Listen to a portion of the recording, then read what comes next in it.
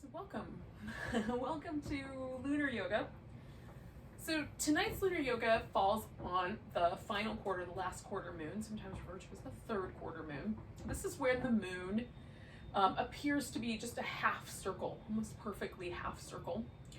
So we get on we get two of these quarter moons, one on the waning side, one on the waxing side, and tonight's on the waning side. The moon is getting smaller, moving towards the new moon.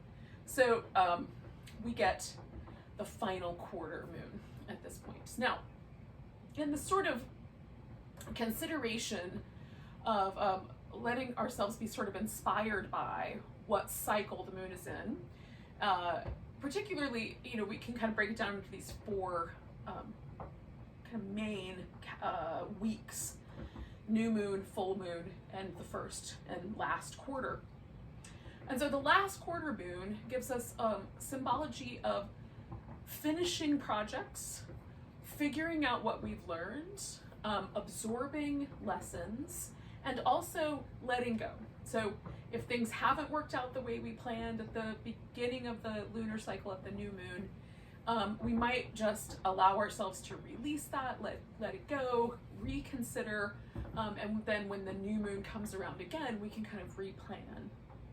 This is also a time where we might be sort of finishing up things that we got started with. So if we had an intention starting at the new moon, we've maybe been sort of a little bit lax in following, this week might be the week where we kind of, pick up the pace again a little bit on that intention to finish it up. And it really will depend a little bit on what it is exactly that is happening in your life that you want to use the lunar inspiration toward. So if it's a relationship crisis, this might be a time to give everybody a little bit of time separated or to let go. Or it might be a time to kind of rethink the way that you approach that relationship. This is a good time for sort of trying to absorb the lessons of the last 3 weeks of this particular lunar cycle. Now, the lunar cycle that we're in, you could decide what you're considering, but in this world that I'm occupying, the space that I'm occupying this year, this is I'm using the bear moon as the name of this particular lunar cycle and taking inspiration from that. So the bear moon is a name that would have been applied to this particular lunar cycle because bears are giving birth at this time. Black bears, the ones that live in this particular part of the world that I live in. Bears are present on every continent except Africa, Antarctica, and Australia, I'm pretty sure. Everybody else has bears, and our relationship to bears, the symbol of bears, goes way back. There's even a notion that I recently saw that bears may have been, the respect for bears, worship of bears, may have in fact been one of the first religious expressions for Neolithic man. There's cave paintings in France and Spain that date back to the Neolithic period that, I think I've got that right, that show cave bears in relationship to things that we might consider religious iconography, images that feel kind of like worshipful or special in some way. So of course we're interpreting that through our modern lens, but maybe, and I like the idea that we might have respected or considered bears to be something to be in awe of, because certainly the relationship that we have to big predators as part of the Earth's balance, they provide us with a sense of awe, a sense of respect. They remind us that nature is really powerful, and I think humans sometimes need to be put in our places, and that's what bears might do for us. So we might consider, as we kind of move into this final quarter, those kinds of qualities of respectfulness, awe. We might consider our relationship to our practice, to each other, to the earth, as one of kind of trying to be a little bit humble, a little bit more respectful, a little bit more caring. So we might take that from our relationship to bears.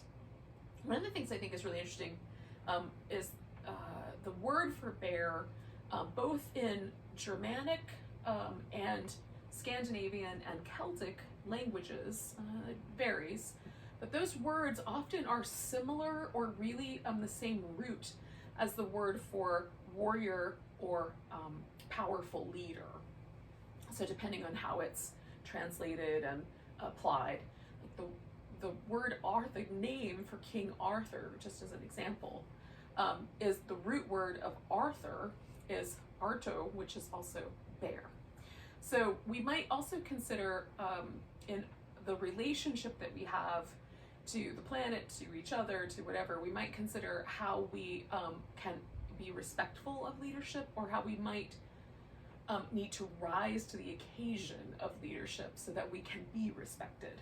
Because leaders don't earn respect just through dominance. We also earn respect by being respectful, being worthy of respect. And so as you go about the last week here of this bear moon, before we switch to another moon next week, you can kind of play with some of those notions. And in our practice tonight, we're going to do more of a kind of restorative, really gentle practice that allows us to release, let go, and to sort of respect the role that our nervous system plays in our practice of yoga. So the nervous system is really subtle quite often until we push it beyond its limits. And for many of us, when we're going, we might be attracted to yoga or meditation because we're stressed, because there's a lot of stressing happening in our life, and we need that sort of nourishment or quiet that the practice provides. And the restorative practice and yin and anything that's kind of on the quiet or gentle side might offer that kind of a practice. Now, that said, if your mind is really busy, the rising to the occasion, the sort of, pulling yourself up and standing tall in your bear leadership might be making yourself stay in the practice and relax, right? It might be talking yourself through being present in these quieter, slower practices. It's really easy for some folks to slide right into that. And for some of us, we have such a kind of fidgety, movement-oriented nature that getting quiet and still is really difficult. And either way, it's an interesting practice, right? It's an interesting practice to try to allow yourself to be quiet and to let go and to release. And so this might become a kind of template for letting go that you can then look for. How does that sense of, fidgetiness or need to move or that kind of discomfort with stillness show up in other ways in my life? And the more we tune into the nervous system with our practice, the more we start to see those little signals, the tension that develops around the neck, the jaw, the throat, for example, when we're confronted with something we're not super excited about, or a situation where we aren't really sure what to say or how to behave, right? That we feel a little awkward in. Often the tension will kind of land here in the jaw, the neck, the throat. We might find that the tension lives in the eyes or across the temples or other places. And so these quieter yoga practices give us a little insight into the ways that our nervous system tries to sort of support and protect us when we're feeling uncertain or feeling difficult, stressed, anxious, any of those difficult emotions, fearful, whatever they may be. So we're going to use our yoga practice tonight both as a kind of opportunity to learn more about how that looks so that we can sort of rise up to the occasion in our own lives, and not be, maybe over time we can learn to not be as reactive so that we can be a little bit more respectful of ourselves and others, because reactivity is often the sort of catalyst for difficult relationship drama, if you will. with ourselves and with others.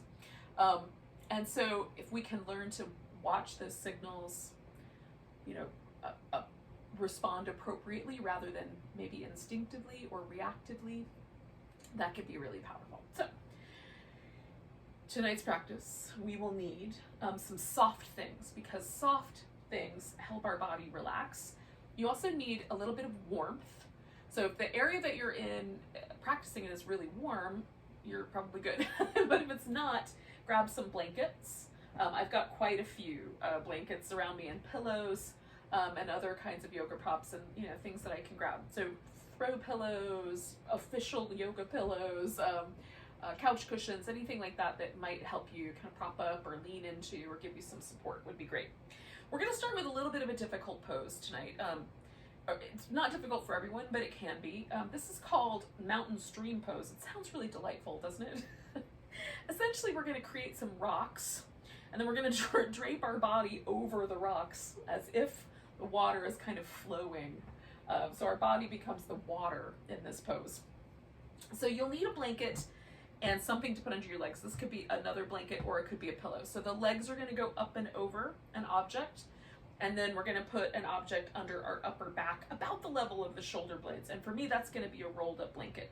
So I've selected my thin blanket. I have some thin ones and some big fluffy thick ones. I've selected the thin one because I have a short torso and I have a spine that's pretty sticky. Like it's not hypermobile. If you have a really hypermobile spine, you might want a bigger shape underneath you, maybe even like a yoga block under the shoulder blades so that you can fall all the way over. If you have a really long neck, your head might rest on the floor. Mine won't. If I use a block, my head will float off the ground, and that puts a lot of pressure on the neck. So I'm going to use a blanket, and I'm going to roll my blanket up so that it's kind of like a big oval. So you can roll it really tight, like a round cylinder, or more like an oval. The oval for me is just a little more comfortable. So you may have to do a little bit of experimenting to see. My head is going to rest on the floor, and maybe the top of my shoulder as well. I'm going to aim for that, but we'll see how it goes. And then it does some days and some days it doesn't. This blanket is going to go right about where my shoulder blades are. So the bottom edge of my shoulder blade is going to pretty close to land about the bottom edge of this blanket. And then I'm going to put this guy under my knees. And then this is the pose. We're going to hang out in this pose for a while. So again, restorative yoga and yin yoga are cousins. With restorative yoga, we're aiming to be pretty stress-free. We don't want there to be a ton of sensation. This is maybe one of the poses that might be sort of on the verge between the two. With yin, we're looking for sensation, but just enough that we get kind of some interesting grist in the middle so that we can release around it. With restorative, we're trying to relax as deeply as possible. So they're kind of, they're similar. There's just a line in the middle where there's sensation. With restorative, we're going as soft as possible. With yin, we're kind of hanging out with that sensation. So depending on your back, this might be one of the really soft poses, or it might be a little bit spicier, and we'll try our best to kind of relax around that. We'll stay for a while. Somewhere in the 6-minute range is what we're going to aim for. You can, of course, come out of a pose if it's inappropriate for you to stay with it. And this space, like the blanket can be rolled super thin. It might just be the barest hint of a fold in the blanket. And then, the rest of the blanket maybe goes underneath your head. So I've got the blanket about in the right spot for me. So my shoulder blades are on that edge. That bottom tip of my shoulder blade is pretty close to the bottom tip of that blanket. The top of my shoulder is not on the ground, but my head is. I'm going to just check in to make sure that I like the neck position. Everything's fine. So I'm going to swoosh the edges of the blanket in a little so I can put my arms out in a position that feels nice. The arms can go all the way out like a pair of wings. I kind of like mine to be a little bit lower than the shoulder generally. It's a little more comfortable. Now, the final thing I'm going to do now that I've kind of got all that settled. Oops, sorry, Boris. Hold on. I'm making the skeleton rattle. I'm going to throw this blanket over myself so I stay nice and toasty. This is one of my fluffier blankets. I've folded it so that I can throw it out, and it pretty much covers the length of my body. I've discussed that in a prior video. So if you want to go back and look for that, you can. Why I fold the blankets the way I do. And it might be just a little ridiculous, so do what you want. All right, if where you are is really light, there's a lot of light, the other thing that can be really helpful for restoring and restorative practice is to have some darkness. So if you've got like a little sleep mask or a little eye pillow, this one's got some flaxseed in it, so it's a little, you can kind of form fit it around the eyes. You can also just cover the eyes with the edge of a blanket or a towel or something along that line. Okay, so you might just do that as well. I'm gonna see if this will stay with my eyeballs because my head is tilting back a little bit. It might not. Nope. Go with the other guy. All right, so the dark, the warmth, and then the quiet, and the time we're going to hang out here, those are all the things we're using to our advantage. So again, there's a little bit of a grist here. So, you know, similarly to kind of the notions that I was talking about with the bear symbolism, it's like bears are really super creative, and they're super curious, and they don't let they rarely let things get in their way. Like they're willing to experiment with their environment to try to figure it out and to you know, make it work for them. Bears spend most of their time looking for food. I think that's their primary motivation. I can certainly relate to that. But in any case, in the pursuit of a meal, they're really, really experimental and creative, and they're tenacious. And so we might be, finding that there's, a little challenge to our environment here. And can we be willing to be a little bit tenacious in our approach to staying? Not in a tense way, but in a sort of willingness to try to let go in this shape. And again, if the parameters are such that you've got pain or real discomfort in your body, definitely adjust the height of the blankets, the level of support. Every now and then, I'm kind of settling in, picking up my hips and resettling them, adjusting my legs, just finding the optimal position where it feels like I can relax into the slight spiciness of this pose.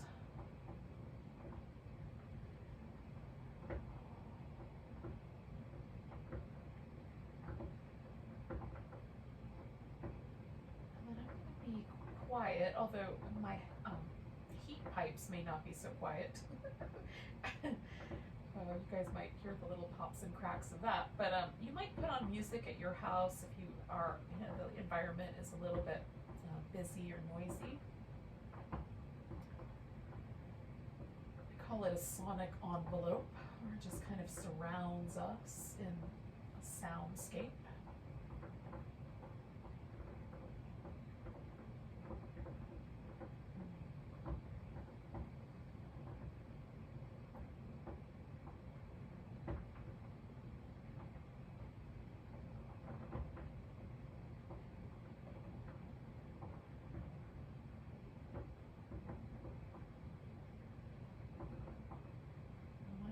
That I do while I'm hanging out here is I try relaxing my throat, the back of my tongue, and the kind of upper palate. So all around the vocal cords, the hyoid bone, which kind of lives in the throat and helps us swallow, the jaw itself, the kind of root of my tongue, all of those areas, those little muscular places that all kind of come together.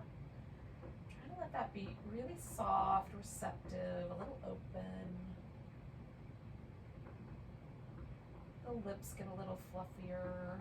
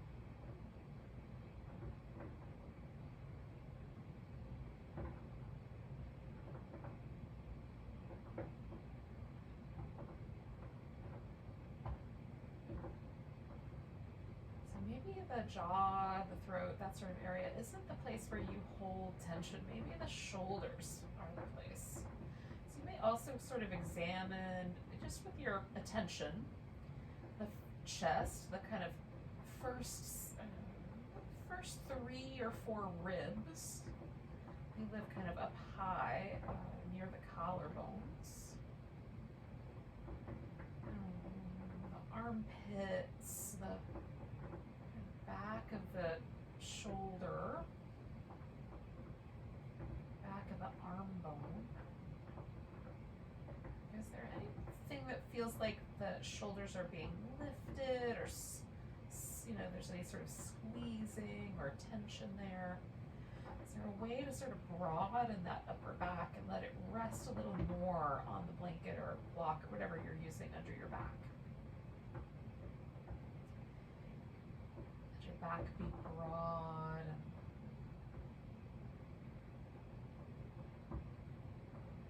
And gently rolling over the blanket or support.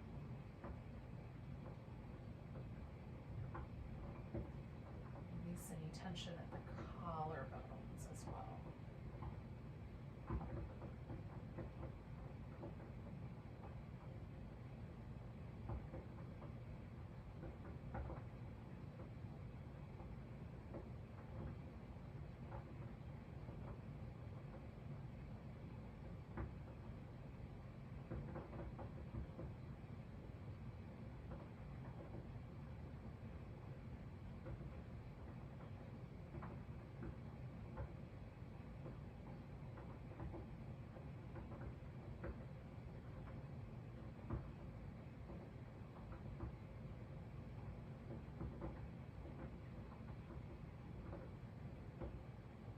Stay for a few more minutes.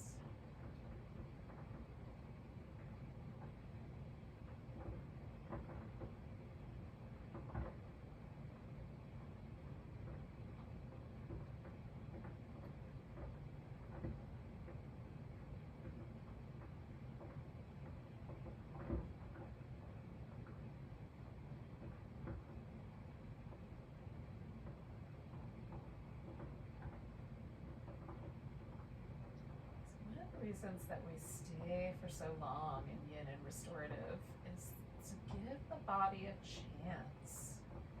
It takes a while to unwind patterns.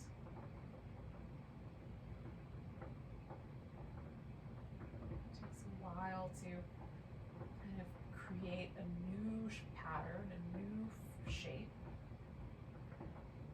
And again, one of the symbols that bears might provide for us is this kind of tenacious, attentive, patient approach to learning.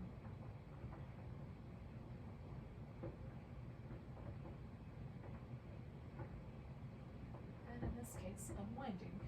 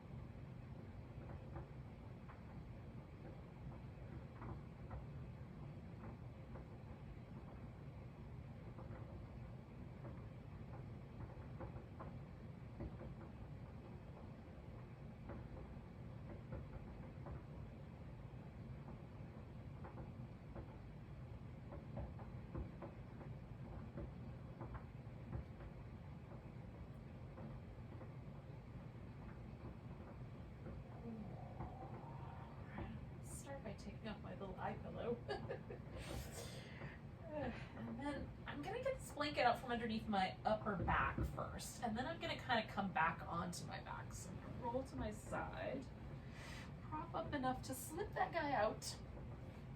And then this is my favorite part of almost any time I've spent, like, I've hung out in a yoga pose, is the part where you come out of it and it's not completely gone from the body yet. So I'm gonna get all the props off from under me if I can manipulate this pillow. Ugh, this guy is heavy. It's not that heavy when I'm standing up, but for some reason when I'm lying down, it feels like it weighs a ton. In any case, enough about that. Notice how the upper back still sort of feels like there's a little impression, like there's a little blanket still in there, or block. I just love that. And as that softens, there's this kind of sensation of widening, kind of opening. There's a spaciousness for me across the upper back, which I find really lovely. Now, it might be nice to do some movement. So if you protract the shoulder blade, which means we're kind of bringing them off to the sides, and curl the tailbone in just enough to flex the spine a little bit, we can kind of press that area where the blanket was into the ground and rock a little side to side. And oh gosh, I like the way that feels. There's a little spot right there on my left side. I'm gonna rock over a few times because I can feel that. Ooh. Now, the other thing that I like is movement in a kind of, it's called pandiculation, a rhythmic, fluid movement. So I'm gonna do that on this side, try to get my whole shoulder blade, upper back, everything into it. And then I'm gonna do this side. Oh, I've lifted it off the ground by rotating a little bit here, just so I have plenty of space for that shoulder blade to move. And then when I come back, I'm just gonna, again, pay attention to my upper back, the kind of area where the blanket was, and notice. So it feels like my shoulder blade is kind of rolled back a little bit onto my back. It was feeling a little bit forward, like when I first laid down, like the bottom of my shoulder blade was kind of pushing deeper into the floor. Now it feels a little more relaxed, like the top of my shoulder has released backwards. There's not as much tension, kind of trying to roll forward toward the arm right there, which I like. So maybe that's what you experience. Maybe you have different experience. There's no wrong, no wrong experience. It just is what it is. But it's fun to notice, right? Notice the changes, notice how things occur. Now, we're gonna do a long side stretch. So we're gonna bend into a crescent shape. And I'm gonna start that with my torso. So I'm just gonna side flex my spine and then pause for a second. And I wanna be mindful of this kind of inside curve, that I don't cause any pinching in that lower back. Some people will find it's really comfortable for both shoulder blades to rest evenly on the floor in this little crescent. And others of us may want to put a little blanket underneath the edge of the shoulder, or even under the side waist or hip on that longer side. And then the legs, you can kind of just slide them over the same direction. And that will create a longer kind of sense on the outer hip.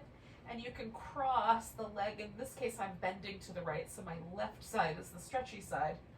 You can cross the left leg, in my case, over the right one at the ankle and see how that feels. And I'm kind of liking it loose tonight instead of crossed, so I'm going to go with loose. And I'm also going to create a little bit of a looser relationship with my arms. I'm going to bend at the elbow here. Let myself settle in. So we won't stay with this guy as long. That was a nice long shape that we held the last one. And for now, we'll see if we can't sink in just for a couple minutes. I'm also aware of the breath, like on this slightly stretchier side, in a different way than I'm aware of the breath on the inside. Even though on this inside edge, this lung expands more.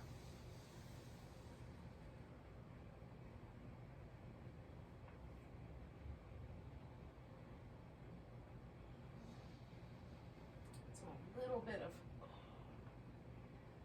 discomfort has shown up. So I'm just going to see if I can relax around it, or if I need to change it.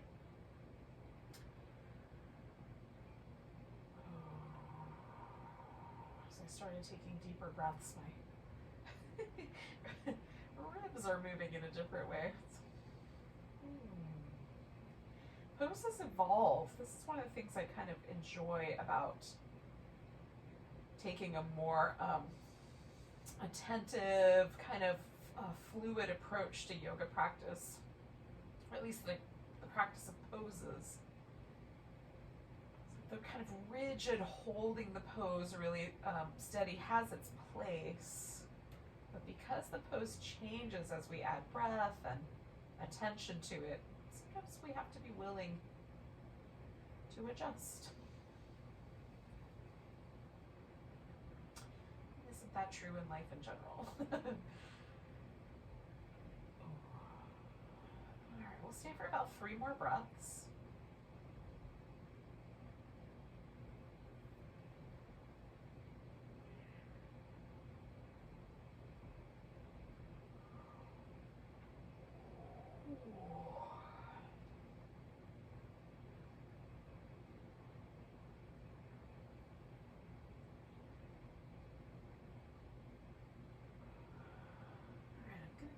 Out of that, bringing my torso back and then sliding my legs out of it. And I might just pause here. You might add some movement. I'm going to do a little bit of both. I'm going to start with just a pause. And I'll add a little back and forth movement. Oh, I love the way that creates this kind of sense of almost downshifting in my nervous system. You know, that sense that you get when you kind of ease your seat back in a recliner? I'm like, that happens here too. So when that's one of the things I start looking for with my yoga practice these days, is this kind of sense of ease or sense of relaxing or release. And then I venture into the other side or the next pose, or whatever the case may be, depending on the circumstances. But I'm going to go to the other side of this crescent shape and test it out. Do I want the legs loose? On this side, I want to cross the one over. It feels nice to do that. So we might have one side that's a little different than the other, and how do you respond to that? You can insist that you do it the same way on both sides. That's an approach. You can make an adjustment, apply slightly different, more support or a different nuance to the same shape. You could do a totally different shape. See what happens if you do that. They're all just different approaches. We're going to learn something no matter what approach we take. Again, now that I'm here, I'm trying to continue to just let go, relax, soften in. Especially noticing on this side that there's some sort of tension or a little bit of, just a little bit of a sense of holding right in the sort of top of my hip up through my abs. So I'm trying to let that soften. Sometimes I find the pose is more shoulder oriented. In this case, that little side of my waist is where more of my attention is being drawn. So can I bring a sense of softening, letting go, accepting, letting the breath flow into that area? And by that, I just mean the movement that the breath creates. I recognize that the actual breath is not leaving my lungs. Well, it is, but not until the exhale.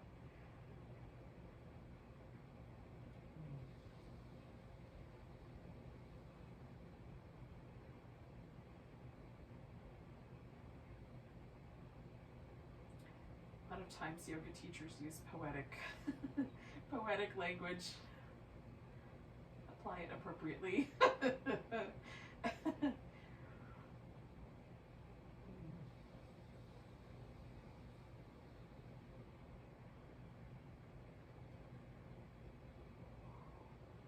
Just do for about another minute or so.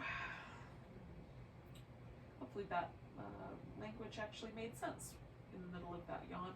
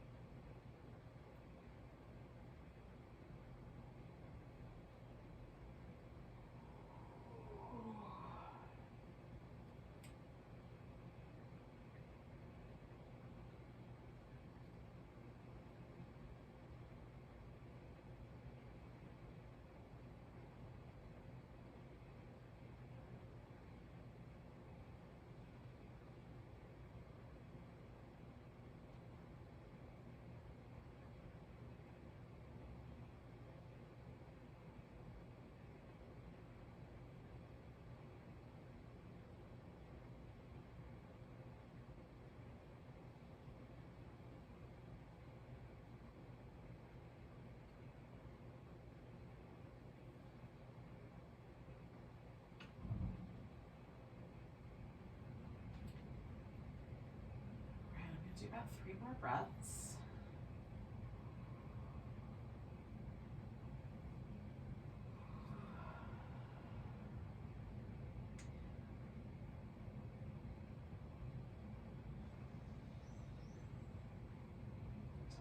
Places that were showing up as being a little resistant when I first came into this pose, all of those places have softened, and as I come out of the pose, I'm just going to notice those little areas where I was feeling a lot of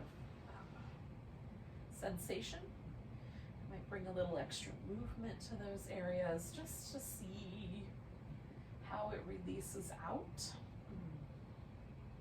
Feels really nice.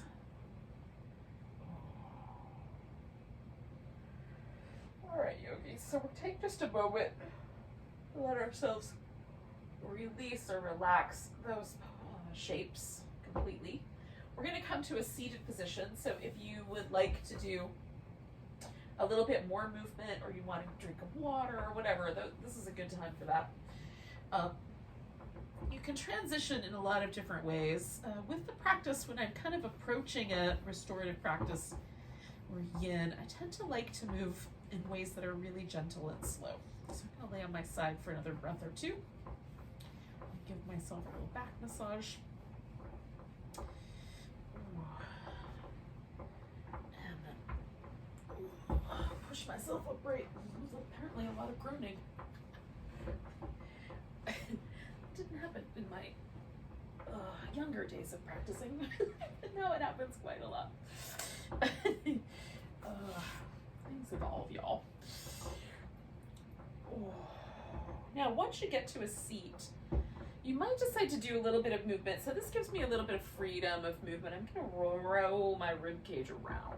So essentially, I'm tilting my pelvis and then doing a little side bend, tilting my pelvis backwards, doing a little side bend going the other way. Just trying to make a big circle with my ribs and my hips. I'm going to go the opposite direction there.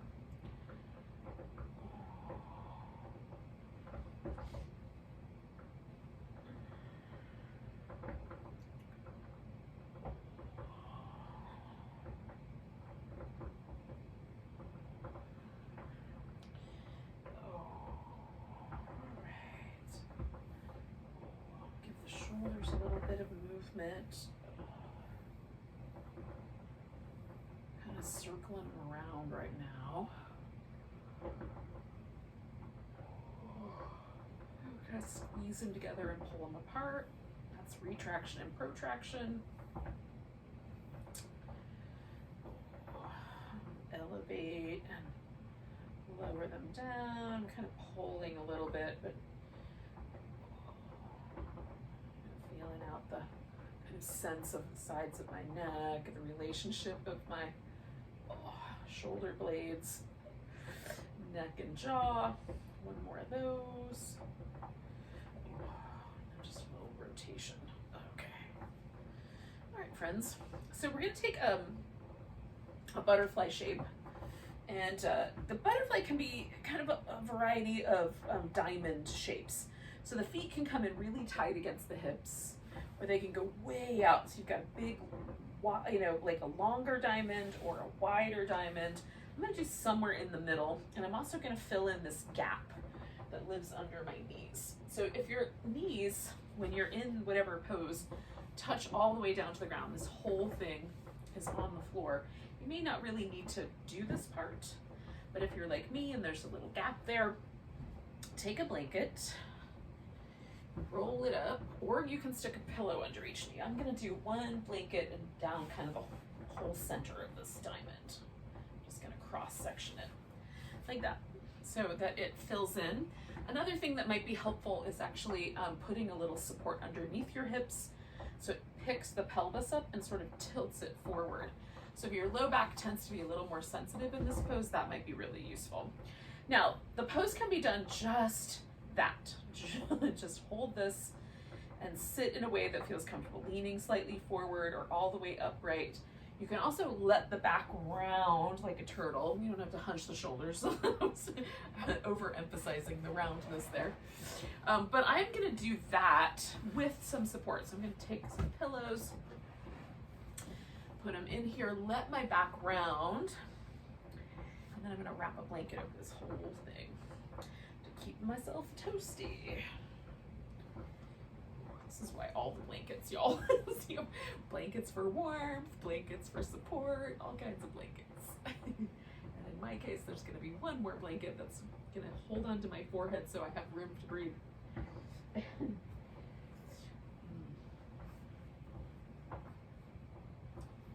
then we'll just hang out with this guy. So we're gonna stay in for about 4 or 5 minutes.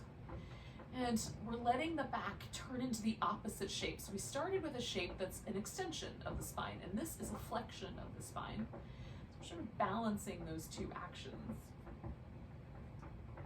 Notice if there's a difference in the kind of quality of this pose. Like, does this feel more restful or less? Does it feel more quiet or a little more busy than the first pose that we did? Is there a difference in the way your mind works when you're in a pose like this compared to the other one? I'm always really curious.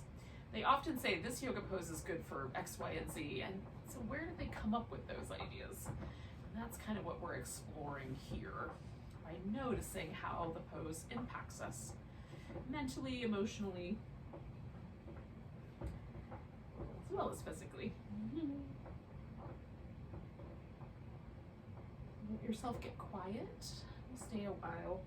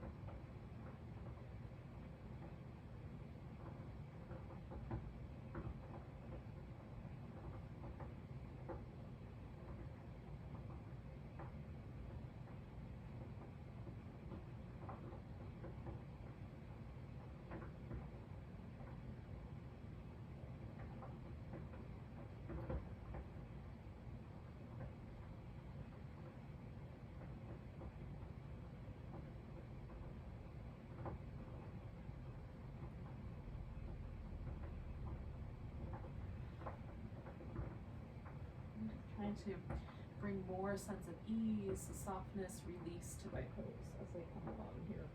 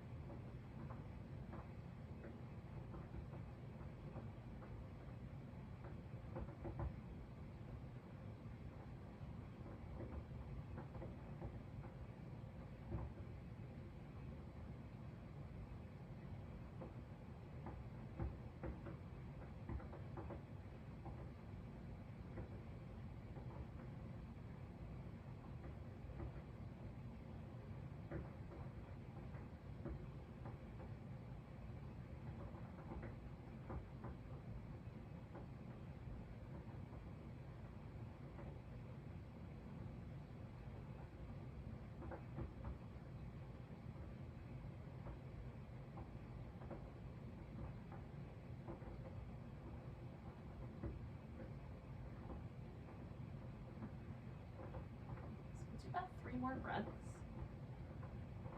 Try to feel the breath in your back.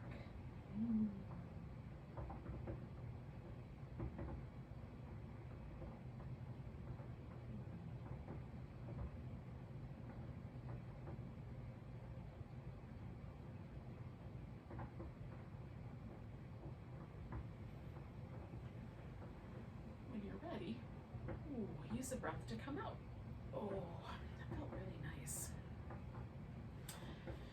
It's feeling very bear-like in that pose.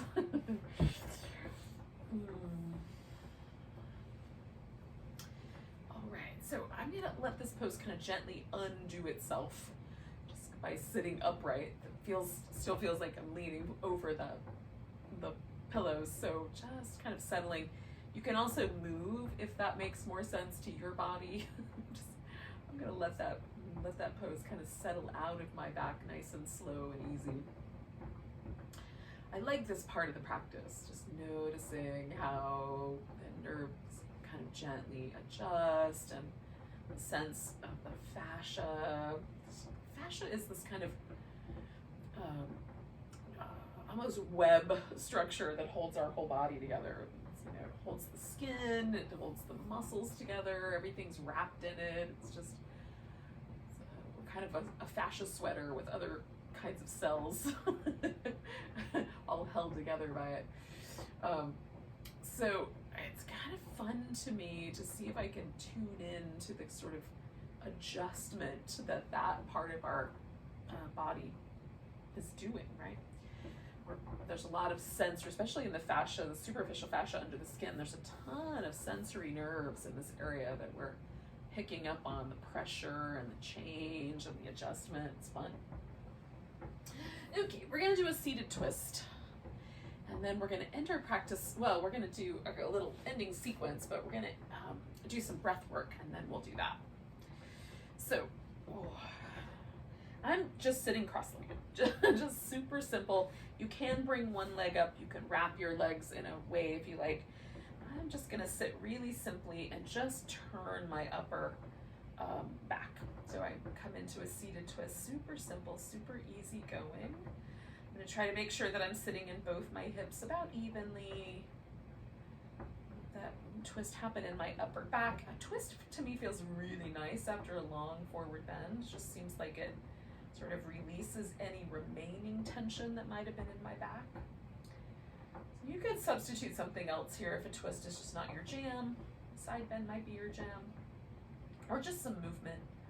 Go back to those little barrel rolls. Circular movement of the torso, ribs.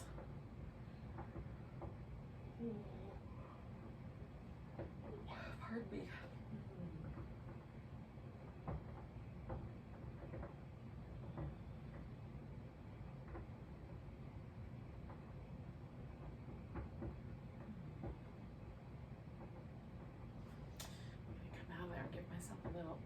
Wobble.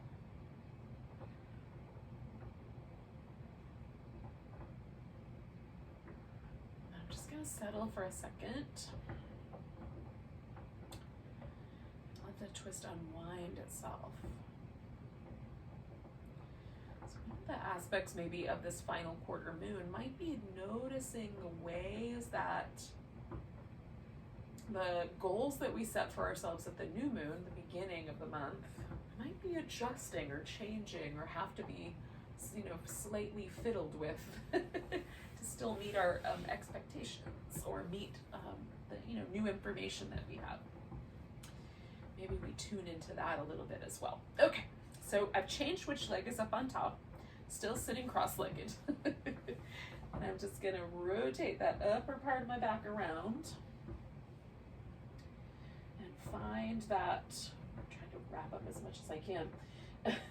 Find that twist in my upper back. Again, for me, I want this to be really easy going. So my hips are even. The twist is mostly happening right here around my shoulders. I'm not bullying my low back here tonight. Or my neck. Just letting the head go along for the ride.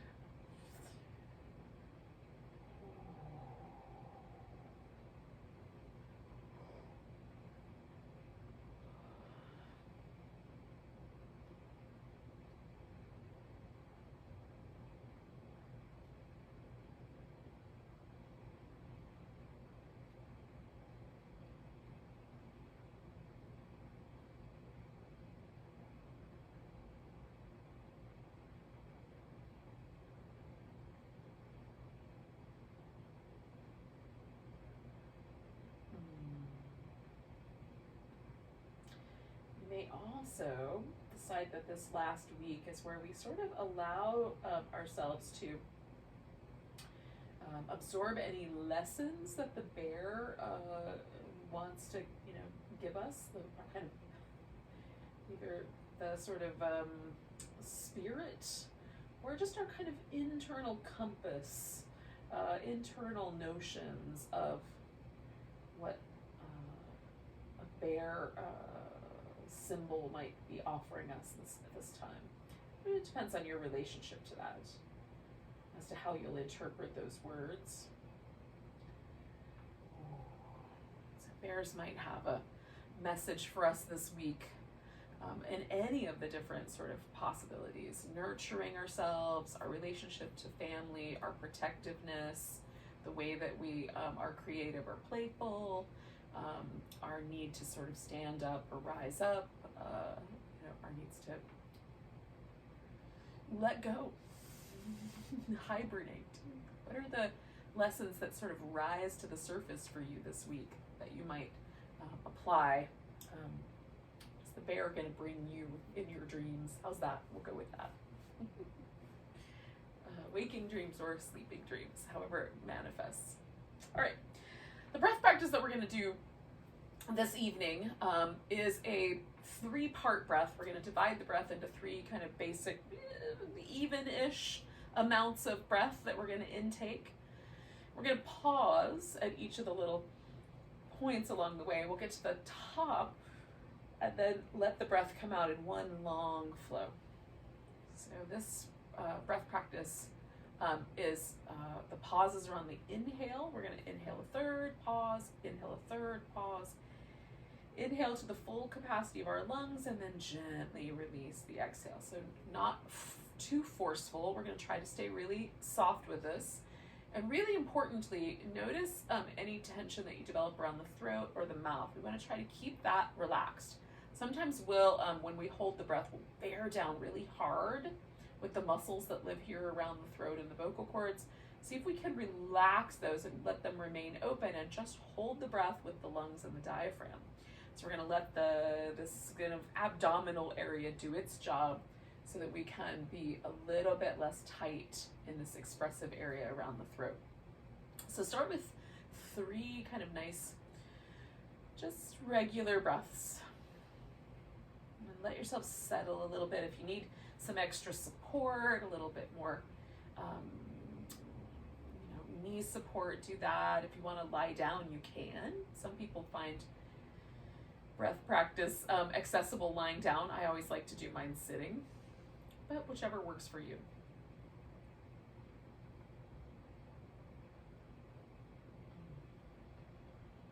All right, then we're gonna let our air come all the way out, so we're kind of empty, and then inhale about a third, and then pause. Let everything be soft, throat, mouth. Inhale another third, pause. Inhale all the way to the top. And exhale all the way out. So that's the pattern. Now the pauses can be any length. You could hold them longer, you could hold them a little shorter. So you're going to do this part on your own.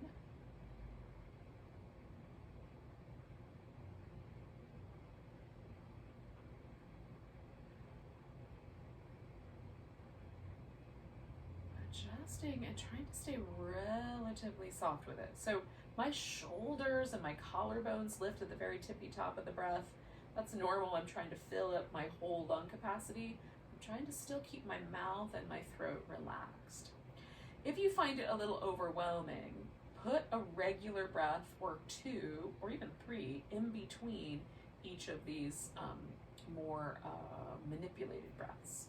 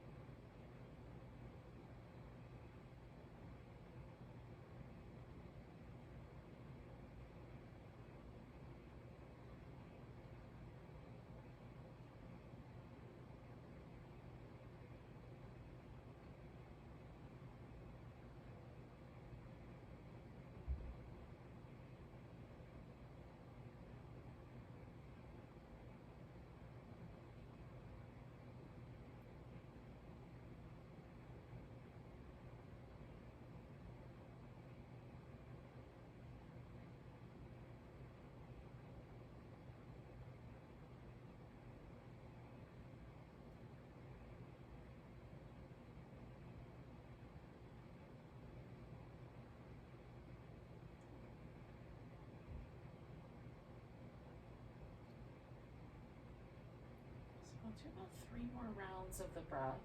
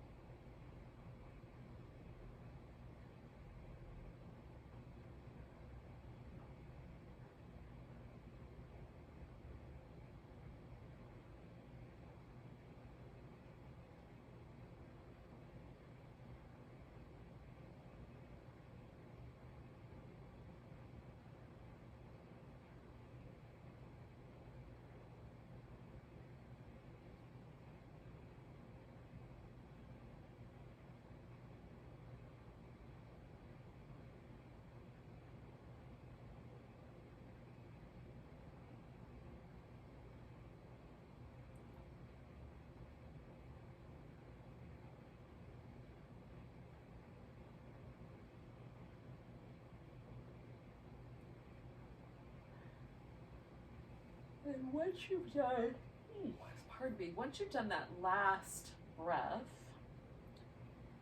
just pause with a natural breath again and notice any sensations. Notice the way that your mind feels. Notice any sensations around the ribs or chest or diaphragm.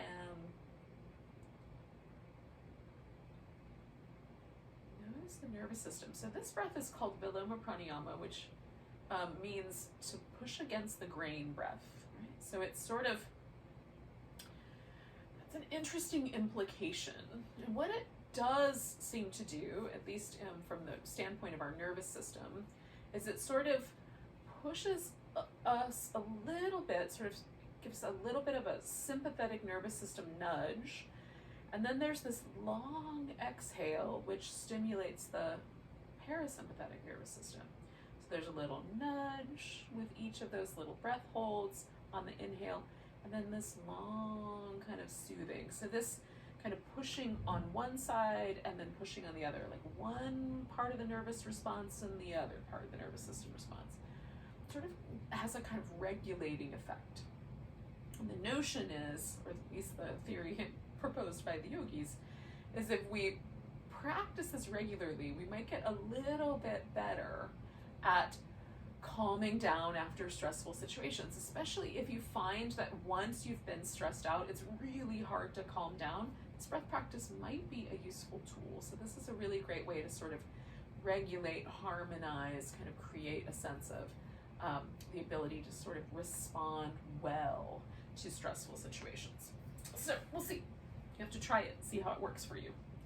I find that breath work is a lot like herbal medicine, which is that some preparations, some attention work for some people and others work for other people. And each of us has a sort of unique balance to our system and our relationship to the body and the nervous system and the mind and emotional body. And so each of us needs we might need to try several things before we find the one that suits us best in that regard. So we're gonna do a little ending sequence. Now, we'll do a corpse pose that's supported. So you might need a little pillow or a blanket for your head. I'm gonna use my thinner blanket and I'm just gonna fold it so that I've got a little head support. I'm gonna adjust that once I get there. And then I'm gonna use my little bit skinnier pillow. This big one is nice, but this one tends to work a little bit more softly for me. I'm going to put that underneath my knees, and I'm going to cover up with my big blanket here. This guy I'll just put back where it was for another time.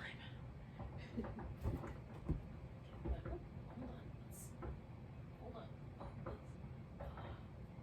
Keep the plants happy. Plant is getting very long.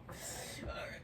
So we're going to do a little happy baby, and then we'll settle into our final relaxation once we get. So I'm going to start by sort of adjusting all the props so that it will be easy for me to fall into this relaxation shape when I get there.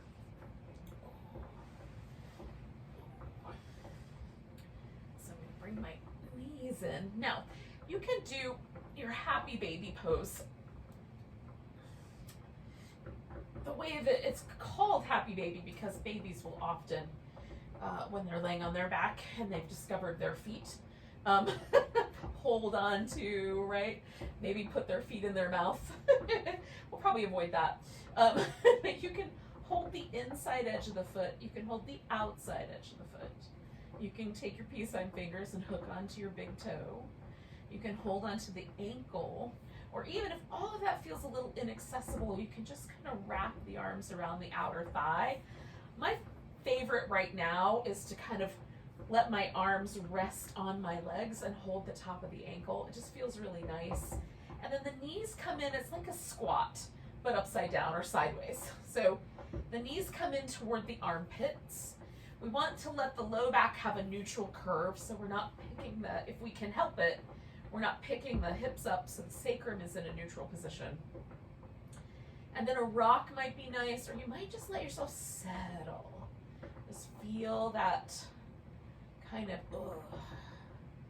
release of that gentle squat. The older I get, the more I appreciate this pose, which I find really interesting. Right? Happy baby. Am I circling around, y'all? Maybe. Happy old lady pose. Oh, goodness.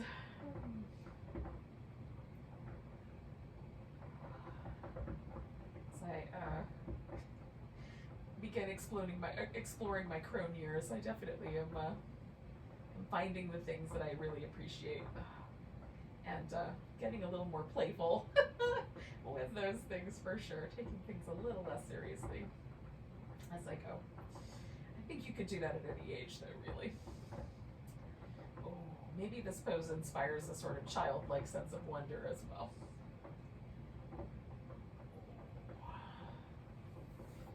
All right, y'all. So you can do that as long as you want. I am gonna now turn this into my final pose, my corpse pose. If I can get my legs under the blanket. I'm going to adjust this pillow so that it's in the right spot for me. So I like my pillow usually just above my knee, sort of in the middle of my thigh. Not too close to the hip, not too close to the knee, somewhere in that center point. Sometimes, depending on the support, I like it closer up, like as tight as I can bring it up towards my hips. Sometimes, if it's a really big pillow, I like it a little closer to the knee. So you might just have to, based on what you've got, you might have to adjust until you find just right. It's a Goldilocks approach, right? We're looking for not too much, not too little, just right. So that the hips rest and the low back feels comfortable. That's the primary notion here. And then adjust the arms so that the shoulders are nice and wide and relatively low in the back. And this for me means my hands go outward quite a bit. They don't hang out close to my body. I need a little bit of space. So I let them drift until I feel that softening across the upper back and shoulders, collarbones. And then you might have to adjust your head support so it's just right.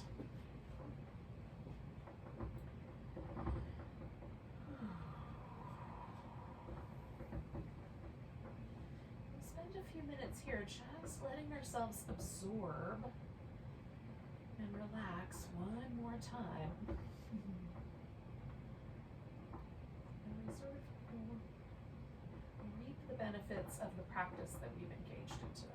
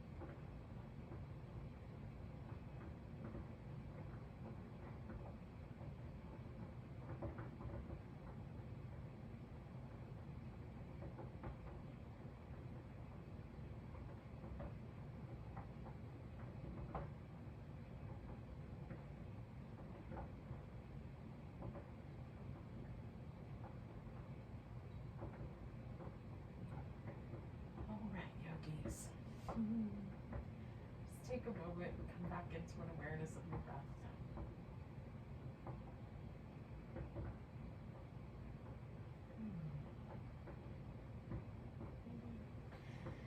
Once you're ready, you can stretch. Oh, do some little finger and toe movements or little movements of the wrist and ankles. I love to do little ankle circles. Oh, point and flex my feet. Feels really nice. Oh. Especially in the winter when I've had to wear big boots. It just feels nice to have free ankles. I'm a barefoot girl, so any shoes that I have to wear, I'm gonna grouse about it a little bit. Oh my gosh.